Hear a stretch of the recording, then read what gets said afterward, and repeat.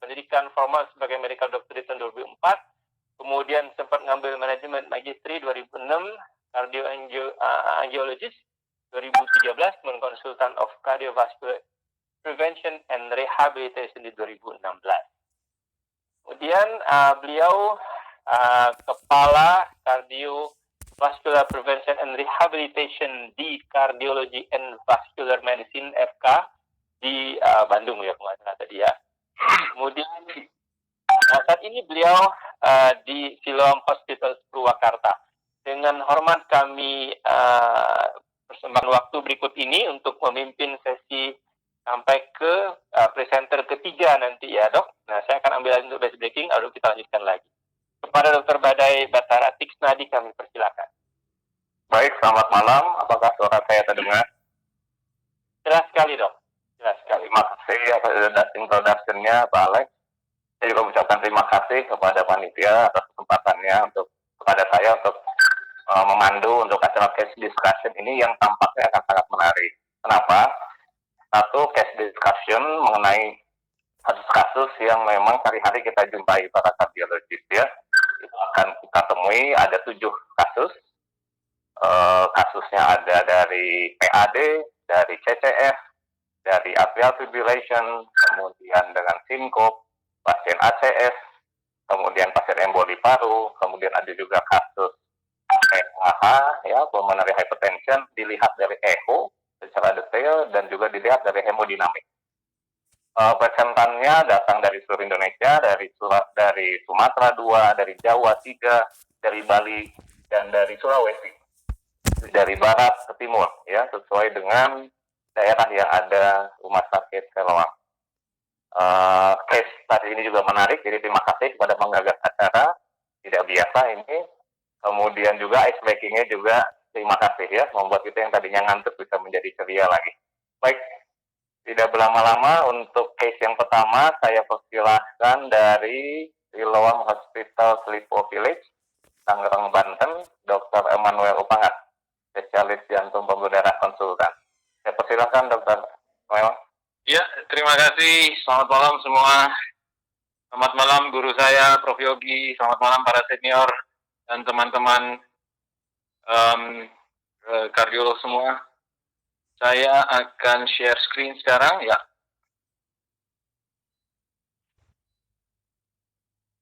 Kasusnya tentang PAD ya? Ya, kasus tentang PAD. Jadi, kita bisa lihat? Bisa terlihat? Ya, hanya belum dibesarkan. Oke. Ya. Oke. Waktunya 7 menit ya, Dr. Noel. Iya. Silakan. 7 menit. 3 menitnya nyanyi, Dok. Iya. Khusus Dr. Noel. Jadi terima kasih Dr. Badai. Jadi betul saya dari Lipo Village, tapi ini juga mewakili TB Simatupang karena saya juga kebetulan bekerja di sana. Ya, jadi kasus saya adalah CTO, Common Iliac Artery, satu penyakit PAD yang sekarang dengan guideline terbaru dibilang LEAD namanya, ada Lower Extremity Arterial Disease. Ya, ini a case review. Sudah langsung mulai. Laki-laki 52 tahun yang sudah bertahun-tahun mengalami claudicatio pada tungkai kanan yang 2-3 minggu sebelum dilakukan tindakan ini memberat, ya, sampai ada resting pain dan nyerinya itu di daerah pangkal paha atas, panggul kanan dan ya sampai ke betis juga. Dan kalau kita melihat Rutherford klasifikasi, kita klasifikasikan atas Rutherford 3 dan 4, ada sedikit numbness atau sedikit paresthesia, tapi tidak ada ulcer, tidak ada pembengkakan. Menarik, pas medical history tentu saja pasien ini secara tidak sengaja kita temukan pada saat kita melakukan PCI pada right coronary artery 6 bulan sebelumnya. Kita mau fungsi dari kanan, tapi pulsasinya sangat lemah sehingga kita melakukan fungsi dari CT pada saat itu. Dan yang kita lakukan angiografi, ternyata yang di kanan terdapat oklusi dari right common iliac artery. Cardiovascular risk faktornya adalah smoker, dyslipidemia, dan hypertensive heart disease. Clinical findings yang lain, core pulmonary non-remarkable, blood pressure 140/90, heart rate-nya 78, di ekstremitasnya yang kanan ada ya susah ditemukan pulse atau weak pulse dari atas dari right femoral artery sampai ke distal bed. Jadi sampai ke dorsalis pedis kita agak sulit menemukan pulsasinya dan kita lakukan ankle brachial index ternyata memang hanya 0,5 di sebelah kanan dan di kiri 1,1. Kita lakukan ekokardiografi, terdapat seperti pada umumnya pasien-pasien dengan HHT, dengan pasien dengan ischemic heart disease, diastolic dysfunction grade 1, tapi masih EF yang masih baik dengan 60%. Serum kreatinine 0,9, A1C dan lipid profile dalam batas yang normal. Medication pada saat ini kita berikan, valsartan, statin dengan atorvastatin 1,40 dan antiplatelet Plavix 1x75 dan ya kita sudah mulai sulostazol dengan 2x100 mengingat adanya PAD. Untuk lebih memperjelas dan secara anatomis kita lakukan CT angiografi di bagian tunggai bawah terdapat total atau occlusion, suatu heavily calcified occlusion dari right common iliac artery. Dan kalau kita perhatikan sedikit di bagian distal atau oklusi yang di bagian distal itu kalsifikasinya sangat tebal dan ini mempengaruhi juga bagaimana nanti kita approach terhadap tindakan kita. Dan itu saja ternyata beberapa ada level lagi di bawahnya, ada significant stenosis dari proximal segment dari anterior tibialis artery, tibialis anterior.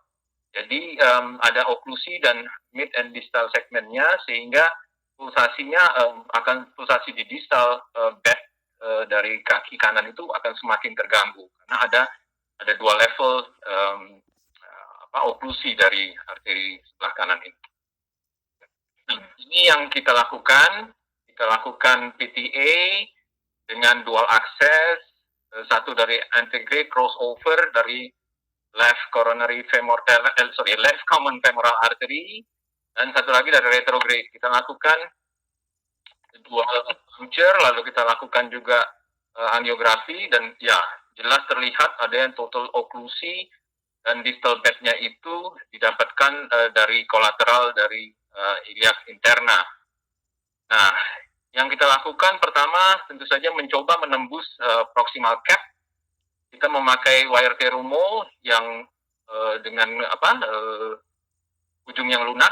Kita coba, sedikit saya tambahkan, kita tidak mencoba secara retrograde karena kita sudah tahu bahwa dari CT angio bahwa di distal bednya itu kalsifikasinya sangat tebal sehingga akan percuma juga dan malah takutnya nanti terjadi perforasi apabila kita terus memaksakan. Jadi kita memulai dari kontralateral, kontralateral dan kalau lihat dari sini adalah antegrade. Nah, ternyata kita sangat kesulitan. Lalu kita berpikir bagaimana cara kita supaya bisa menembus lebih kuat. Akhirnya kita memakai thermo wire tapi dibalik dengan memakai bagian yang keras dan dibantu oleh microcatheter Cobra 5 French ini microcatheter yang khusus untuk peripheral intervensi ya. Dan untung bisa tertembus proximal cap pass through wire-nya, tetapi tidak berhenti sampai di tengah saja, tidak sampai bisa menembus sampai distal cap. Lalu kemudian kita berpikir apa sebaiknya yang bisa kita lakukan? Kita mungkin merubah sistem. Jadi kita mengganti dengan sistem, mencoba dengan coronary system, bagaimana kita melakukan intervensi CTO pada coronary artery dengan miracle 6G guide wire, yaitu guide wire yang tip load-nya lumayan keras, dan dengan microcatheter. Dan alhamdulillah kita berhasil menembus, ya distal cap-nya tertembus, sehingga bisa dimasukkan ke dalam common artery, jadi common femoral artery sampai ke bawah. Selanjutnya, lalu kita sesudah tertembus, kita lakukan microcatheter diteruskan sampai menembus distal cap dan memastikan bahwa microcatheter itu berada di dalam true lumen. Ya, kita berikan juga injeksi kontras sehingga secara angio kita bisa terlihat secara pasti dari microcatheternya berada dalam true lumen. Nah, selanjutnya seperti biasa kita lakukan peridilatasi dengan balon PTCA balon, karena ini sistemnya 0,14, kita lakukan PTCA balon 1,5 mm, lalu kemudian berlanjut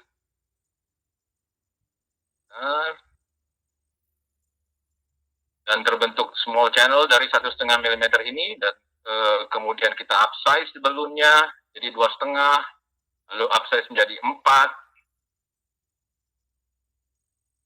ya, yang kedua ini, dan kemudian kita mau memasukkan balon yang lebih besar lagi, yaitu balon 8 mm dengan panjang 60 dengan mengganti sistem 0,035, tapi masih tetap memakai wire Terumo. Seperti kita lihat, kita kesulitan karena sepertinya wire Terumo itu tidak support, sehingga walaupun sudah di PTC sudah dilakukan PTA sampai 4 mm, tetap oklusinya itu masih cukup cukup sempit sehingga balon tidak bisa pass through. Yang kita lakukan kemudian adalah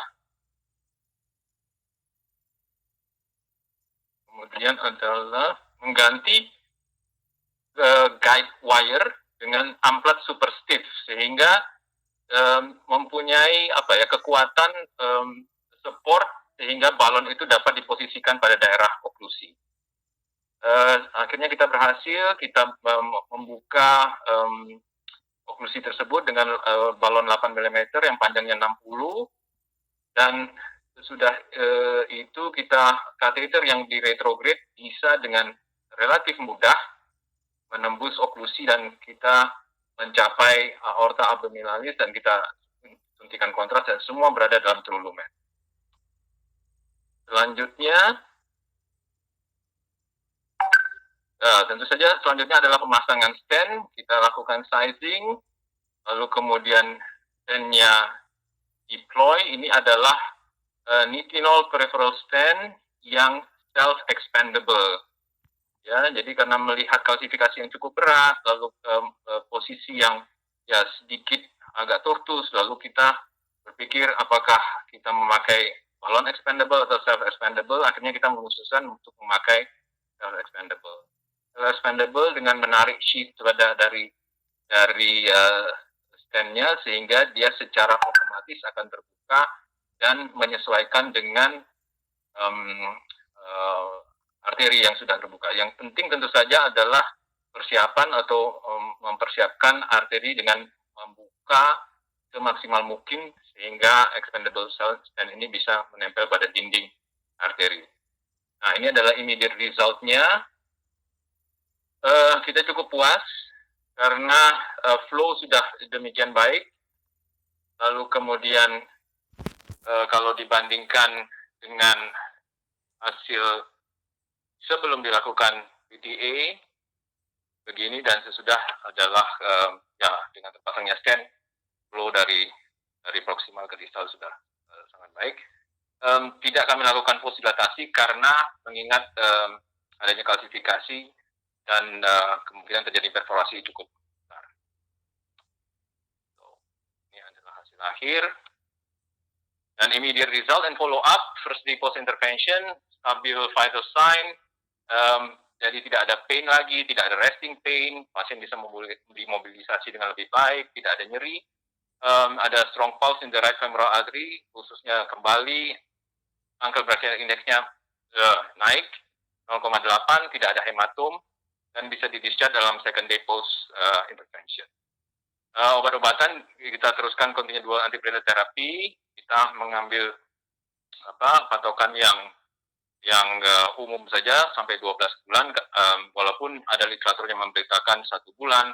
Tapi karena mengingat ini pasien adalah pasien dengan high risk menurut saya, karena dia juga ada CAD, kita meneruskan dual antiplatelet terapinya selama 12 bulan. First and 6 months follow up, tidak ada simptom, strong right femoral artery pulse, tetap arterial pulse-nya tetap teraba kuat, ankle brachial index-nya menjadi 0,9, naik sedikit, dan yang kiri tetap 1,1. Nah, sedikit diskusi saja. Ini adalah kasus claudicatio. Claudicatio itu kalau dia tanpa life limiting symptom itu bukan merupakan indikasi. Ya, tapi kalau kita melihat klasifikasi Rutherford, pasien ini secara klinis itu sudah berada dikategorikan Rutherford 4, 3, dan 4 karena dia secara klinis sudah ada severe claudication dengan ischemic chest pain, sehingga kita melakukan tindakan endovascular terapi ini pada pasien. Ini adalah transatlantic intersociety konsensus yang kedua yang membagi anatomi dari lesi, dibagi atas type A, B, C, dan D yang masing-masing mempunyai derajat kesulitan untuk tindakan dan derajat berat ringannya oklusi dan stenosis dari penyakit aortoiliac disease ini. Nah, kalau dilihat dari test two classification ini, type A dan type B itu pilihan terapinya lah endovaskuler. Lalu kemudian type C itu adalah surgery pada pasien-pasien dengan good risk patient, artinya adalah pasien yang morbiditasnya cukup rendah sehingga bisa dilakukan terapi surgical. Dan kalau sudah type D lesion, surgery is the treatment of choice.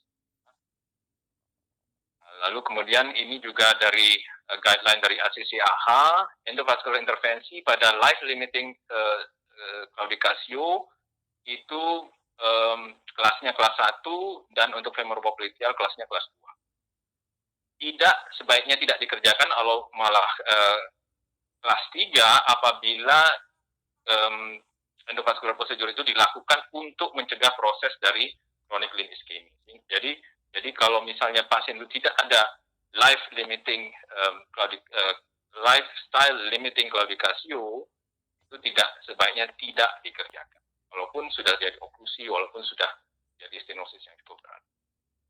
Nah, ini adalah satu studi yang melihat primary patency rate dari tes A dan tes B, aortoiliac lesions yang dilakukan endovascular treatment. Nah, kalau kita lihat patency rate-nya di atas 90% semua. Dan ini pengamatan selama 24 bulan juga, ini yang terbaru. Yang pertama itu adalah tahun 2012 dan kemudian diamati dan ditulis tahun 2015. Dan hasilnya tetap sekitar 88-90% patency rate. Sehingga kita bisa menyimpulkan bahwa treatment dari type A dan type B aortoiliac lesion itu adalah dengan endovaskuler. Nah, ini untuk melihat apakah pasien itu perlu pemasangan stent atau hanya di angioplasti, juga dilakukan trial yang membandingkan antara dua modalitas ini. Kalau dilihat secara patensi, tidak ada significant difference dari kedua metode ini. Ada 1 dan 2 tahun pengamatan. Tetapi yang sangat menjadikan pilihan pada stenting adalah major complication yang kalau pada PTA itu bisa sampai 20% dan pemasangan primary stenting itu hanya 5%, sehingga mostly hampir semua kalau untuk iliac artery oklusi hampir semua saat ini dilakukan pemasangan. Type-nya apa? Kita tahu ada 3 stent yang saat ini sering dipakai, yaitu self-expanding yang kita lakukan pada pasien ini. Dalam Dr. Noel, maaf mengganggu. Ya, waktunya sudah agak lebih sebenarnya. Oke. Ya. Mungkin bisa sedikit. Sedikit. Terima kasih. Tinggal 3 slide lagi nih mungkin. Ini totally occluded, yang ini seperti yang tadi kita lakukan, dan ini terindikasi untuk intravascular stent placement. Ini hanya untuk menyatakan untuk tes C dan D itu cover stent dipakai pada kasus-kasus ini, dan tes B itu karena ada similar patency, jadi tes B itu bisa dilakukan dengan bare metal stent saja tanpa cover stent. Ini rekomendasi, ini lebih jelasnya. Endovascular first strategy is recommended for short occlusive lesion. Jadi untuk occlusive lesi-lesi oklusi pada aortoiliac itu rekomendasi dilakukan dengan endovaskuler, yaitu rekomendasi 1 dan level evidence-nya sudah 1C. Nah, ini algoritma yang lebih lengkap kalau di pasien dengan claudication, dengan di-assess risk factor-nya, lalu kemudian inisiasi terapinya. Kalau terjadi tetap terjadi life limiting problem, sehingga harus dilakukan seperti dalam kotak ini, Ultraviolet lesion yang extending to CFA tetap dilakukan hybrid, isolated lesion tetap dilakukan ini pada tes B. Tes B itu dilakukan endovascular terapi, dan apabila terjadi oklusi yang lebih ke distal atau justru ke proksimal, pilihan terapinya adalah open surgery. Nah, ini konklusi. Endovascular treatment untuk autoimmune disease, ya, pilihannya untuk kasus-kasus dengan test 2A dan B. Ya, koreksi dari inflow impairment, jadi yang lebih atas itu lebih diutamakan daripada koreksi di bagian lesi yang lebih distal. Dan pada kasus-kasus intermittent claudic ratio, penanganan dari proximal obstruksi itu sudah cukup memberikan perbaikan yang adekuat, walaupun seperti kita tahu distalnya masih ada masalah. Jadi misalnya masih ada stenosis di bagian distal, tetap yang menjadi prioritas adalah proximal. Nah, ini sedikit saja. Peripheral endovascular intervention adalah suatu cara yang semakin maju, developing field, dengan alat-alat yang baru dan sophisticated innovation, tapi yang tentu saja yang terpenting buat kita adalah basic, ya, termasuk basic puncture technique, catheter knowledge, guide wire handling, and dilatation technique. Itu adalah basic yang harus kita pelajari betul karena untuk bisa beralih melakukan kasus. Baik, terima kasih. Badai. Terima kasih, Dr. Noel. Kan. Iya, jadi waktunya habis nih, jadi nggak bisa mendengarkan suara emas Dr. Noel nih, sengaja nih kayaknya. Baik. Tadi saya lupa sampaikan, silahkan kepada rekan-rekan kardiologis setanah air dari Siloam Groups ataupun dari kardiologis yang lain yang mengikuti acara ini. Apabila ingin menanyakan sesuatu, silahkan dituliskan di kolom Q&A. Dan mungkin sebaiknya dari sejak awal presentasi bisa, tidak harus menunggu sampai selesai akhir presentasi, karena waktu yang memang terbatas. Dr. Noel, saya lihat dari pertanyaan di kolom Q&A belum ada. Mungkin saya tanyakan sedikit yang praktis ya. Sebelumnya terima kasih Dr. Noel. Benar-benar inspiring ya, karena tidak semua mungkin kardiologis bisa sampai melihat kasus peripheral intervention. Ini tadi dilakukan pada kasus claudication yang TAF B ya, yang memang di mana FR ini diindikasikan. Mungkin tadi takutnya saya kurang menangkap. Tapi kalau tidak salah ada stenosis juga ya di daerah di biang interior ya, di bawah ya. Padahal tadi di tindakan yang tampaknya dilakukan hanya yang di femoral atau iliaka saja. Ya, ada sedikit insight. Kemudian yang kedua, untuk yang saya suka alami sendiri pada kasus AD post intervention ini, apa yang harus kita optimalkan pada saat pasien memang telah kembali ke perifer ya. Misalkan sudah dilakukan di Simatupang misalnya, kemudian kembali ke saya di Purwakarta, apa yang harus dioptimalkan? Satu, dari segi antiplatelet, penggunaan ciloskazol mungkin, apakah ada kontroversial di sana? Terus yang kedua, terhadap penggunaan stennya, tadi ada yang self-expandable, balloon expandable, nah apakah itu mempengaruhi pemantauan selanjutnya? Dan yang ketiga, misalkan saya di Purwakarta ini ada CT scan ya, bisa dilakukan angiografi. Kebetulan memang ada satu pasien memang masih mengeluhkan nyerinya skalanya sekitar 3-4 setelah dilakukan intervensi. Nah, apa sih yang bisa kita lakukan? Saya raba tibialis anterior dan dorsalis pedisnya memang tampak lemah, ya, popliteal juga tampak lemah, tapi femoral masih ada. Sampai sejauh mana kita bisa memfollow up atau memang harus kita kembalikan kembali ke pusat, ke tempat dilakukannya tindakan. Terima kasih, Dr. Noel. Oke. Jadi saya menjawab yang pertama dulu, ya. Kalau kita bicara PAD, tentu saja kan mulai dari iliak ya, dari iliak sampai bawah. Jadi iliak, femoropopliteal sampai below the knee. Ya, jadi kalau misalnya ada beberapa level stenosisnya, ya, yang paling proksimal yang harus dilakukan dulu.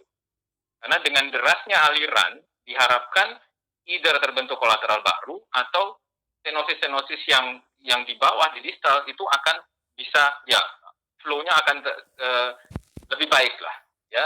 Itu yang sesuai dengan juga dengan yang diindikasikan pada apa namanya guidelines ya. Jadi dari guidelines itu pun diberitahu bahwa yang kita lakukan preferences adalah proximal obstruction yang harus dibuka pertama, ya, sehingga flow yang ke bawah akan lebih baik. Lalu kemudian mengenai terapi. Terapi tentu saja kita mengikuti ya in general pemberian kalau misalnya antiplatelet, lalu seperti pada umumnya pasien-pasien dengan atherosclerosis disease. Jadi tentu saja faktor risiko harus dijaga, gula harus terjaga, kolesterol harus terjaga, ya. Jadi basically itu adalah sama semua. Ya, pemberian silostazol itu lebih karena ada penelitian yang menyatakan bahwa silostazol itu ada efek vasodilatasinya, sehingga untuk pasien-pasien PAD itu akan lebih baik dibandingkan dengan antiplatelet yang lain. Ya. Lalu kemudian jenis stent, ya seperti saya sebutkan tadi, dari ada beberapa jenis stent, tapi post intervensi itu tidak ada bedanya. Jadi tidak ada bedanya antara penanganan post intervensi pada pasien-pasien dengan ya cover stent misalnya atau balloon expandable stent atau nitinol stent. Itu tidak ada bedanya dan patensi rate-nya pun relatif hampir sama. Jadi semua itu tergantung akhirnya pada ketersediaan pemakaiannya, pada ketersediaan logistik pada masing-masing rumah sakit. Ya. Lalu kemudian untuk kontrol selanjutnya, yang penting adalah seperti tadi di Bagan itu medication therapy dan exercise. Ya, exercise itu yang paling penting. Seperti di Bagan tadi di algoritma itu, jadi pasien-pasien dan claudicatio, terapi pertama adalah medication dan exercise. Kalau dengan dua modalitas itu pasien masih ada keluhan, baru kita rujuk untuk dilakukan endovascular therapy, ya, atau malah operasi. Ya, jadi seperti Dr. Badai bilang, kalau mau dilakukan CT angio ya boleh saja, tapi tentu saja modalitas awal dengan memperbaiki faktor risiko, memperbaiki aliran ke bawah dengan exercise itu yang lebih utama sebetulnya. Lalu kemudian kalau misalnya dia terjadi nyeri tidak menghilang, itu mungkin sudah mengarah ke chronic limb ischemia. Nah, kalau chronic limb ischemia tentu saja kita harus target vessel yang dikerjakan adalah target vessel yang stenosis, bukan sekedar proksimal dari stenosis.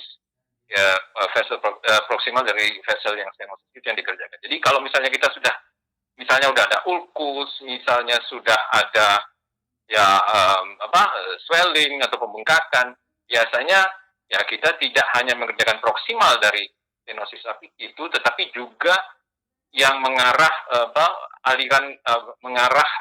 aliran yang memberikan supply kepada daerah luka itu juga kita kerjakan. Kalau misalnya ada gangren atau ulkus yang tidak sembuh-sembuh, biasanya ya kita tidak membuka hanya bagian proksimalnya saja, tapi kita ngejar sampai ke bawah, sampai ke biasanya itu below the knee intervention. Dan bisa tetap dengan EVAR ya? Bisa tetap dengan endovaskular? Ya, bisa. Baik. Ya sayang ya waktunya terbatas, sebenarnya menarik sekali. Jadi mungkin di sini tujuannya memang untuk highlight apabila dari teman-teman sejawat kardiologis tanah air yang memang ingin mengkonsultasikan secara khusus, bisa langsung japri mungkin nanti ya setelah acara ini. Tadi sekilas tentang exercise, saya juga pernah mengerjakan exercise pada pasien PAD post PTA. Ya, caranya memang dengan bisa di treadmill biasa, kemudian dipertahankan nyeri skala 3, dipertahankan beberapa menit ya, 3-4 menit. Setelah itu kita reduce bebannya. Ya, kita bisa ulang-ulang dalam waktu setengah jam. Dan biasanya pasien kalau setelah ditindak dia akan sangat nurut ya. Pasien mau diberikan logbook ya, kemudian pada saat kontrol berikutnya ya sudah menunjukkan latihan yang dilakukannya itu ya. Saya biasanya menyebut kontrolnya 1 minggu sekali dan memang bisa terus ditingkatkan dosis latihannya secara bertahap. Ya memang kita harus dengan bagian rehabilitasi, terutama dengan bagian dokter Badai, harus kerjasama yang kuat ini. Iya, ditunggu. Ditunggu pasien yang saya kirimkan dulu ya untuk ditindak. Baik. Tapi saya kira rehabilitasi tidak harus oleh subdivisi ya. Semua kardiologis secara general harusnya bisa. Kalau yang ingin nanti menanyakan atau konsultasi juga silahkan. Sudah ada protap-protapnya. Baik, terima kasih Dr. Mel. Sayang ya waktunya terbatas. Mudah-mudahan di lain kali kesempatan ada kesempatan lagi. Terima kasih Dr. Mel. Badai.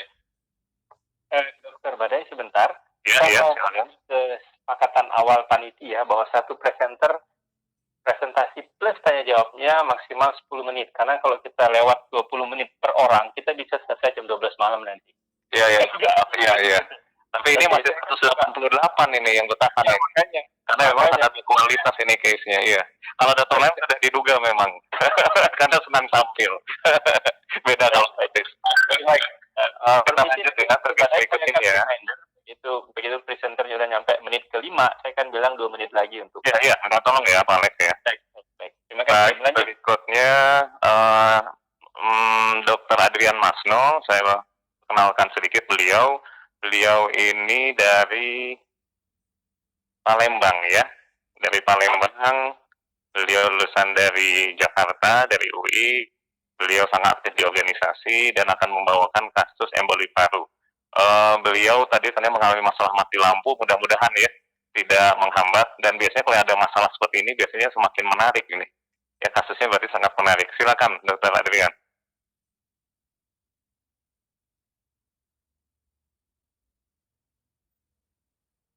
Suara saya jelas? Ya, jelas. Silakan dok. Jelas ya. Oke, terima kasih Dr. Badai dan yang saya hormati para guru besar, para senior dan sejawat sekalian. Kebetulan ini mati lampu, jadi mudah-mudahan koneksi saya tidak terputus di tengah. Mohon slide. Jadi saya akan membawakan satu kasus tentang venous thromboembolism, yaitu tentang emboli paru. Sebagai introduksi yang saya kutip dari guideline ESC tahun 2019 tentang diagnosis dan manajemen akut pulmonary embolism, itu venous thromboembolism itu yang berupa DVT atau emboli paru, itu merupakan urutan ketiga dari akut cardiovascular syndrome setelah infark miokard dengan stroke.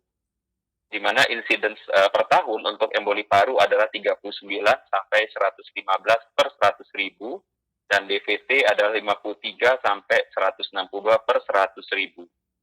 Nah, di Amerika Serikat, emboli paru menyebabkan hampir sekitar 300 ribu kematian per tahun, sedangkan di Eropa, dari sini dia menghimpun data dari 6 negara Eropa, kita 370 ribu kematian dalam satu tahun. Slide. Jadi patofisiologi emboli paru yang saya kaitkan dengan kasus ini adalah merupakan emboli dari tungkai, yaitu pasien dengan diagnosis DVT sebelumnya. Jadi pasien mengalami emboli di paru sehingga terjadi trombosis pada cabang arteri pulmonalis, timbul peningkatan PA pressure dan peningkatan RV overload, kemudian juga terjadi RV dilatasi dan RV dysfunction, sehingga terjadi penurunan cardiac output dari RV. RV yang mengalami dilatasi juga akan mengakibatkan interventricular septal shift ke LA sehingga mengalami ke LV, sehingga LV akan mengalami gangguan compliance saat terjadi peningkatan tekanan di LV, tetapi preload LV-nya juga akan menurun sehingga cardiac output akan menurun, sehingga systemic perfusion juga akan turun. RV yang makin membesar itu juga akan mengakibatkan masalah sendiri ya, sehingga bisa timbul RV iskemia dan akhirnya mengakibatkan timbulnya vicious cycle. Hal ini akan mengakibatkan perburukan pada klinis pasien-pasien dengan emboli paru. Slide. Jadi sebagai ilustrasi, seorang laki-laki, Tuan R, usia 62 tahun, masuk dengan keluhan sesak napas. Dirasakan sejak 2 minggu, disertai dengan nyeri dada. Pembengkakan tungkai dirasakan sejak 6 bulan dan pasien sudah pernah berobat sebelumnya ke